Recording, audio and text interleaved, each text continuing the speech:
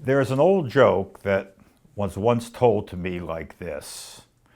The wife says to the husband, "Jaime, when it's your time, do you want to be buried in a suit or in the shroud?" Jaime looks up over his newspaper, peers into his wife's eyes, and says, "Surprise me." People who are facing the end of life, though, really don't want too many surprises. What they want is some control over the end of their life. Our tradition's position is Adonai Natan, Adonai Lakach, Yehi Shem Adonai Mevarach, that God gives and God takes life.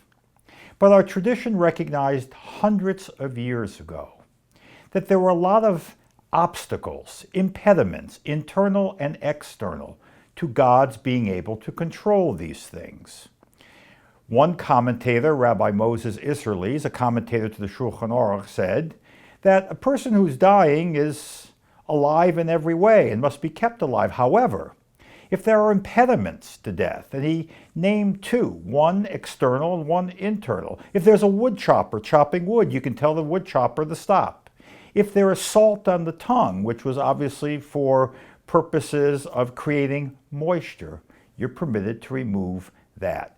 External impediments to death can be removed so that either God can give and take life or that we can have more control over that decision. And the rabbis thought that prayer was just as powerful as medicament, and prayer could be removed in order for the soul to be able to leave the body.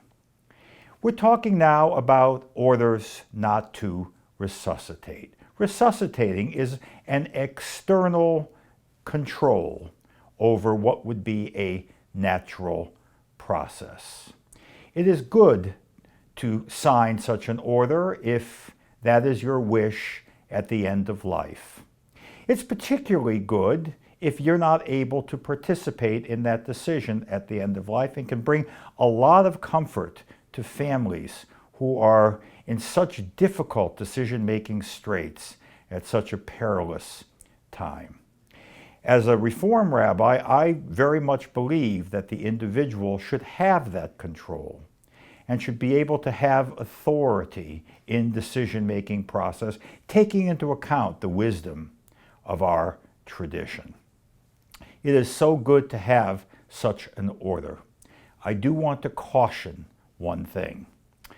When we sign DNR orders from a healthful perspective, we really don't know how we're going to feel towards the end of life. I have had many congregants and patients who have a DNR order and have changed their mind. I've had many congregants and patients who decide that they want to re-intubate when their order might indicate otherwise.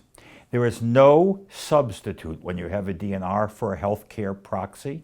And most importantly, there's no substitute for a loving human being at your side. Martin Buber, the great theologian, once wrote, "I always thought at the end of my life that I wanted to die with a book in my hand. I now realize I want to die with another human hand in mine." We need another human hand by our side to bring us comfort, but also to help us in that decision-making process, whether or not we have that power. The goal, yes, is to eliminate surprise as best we can. The goal is to give us as much quality of life as possible. The goal is the human dignity we all wish to have at the end of our life.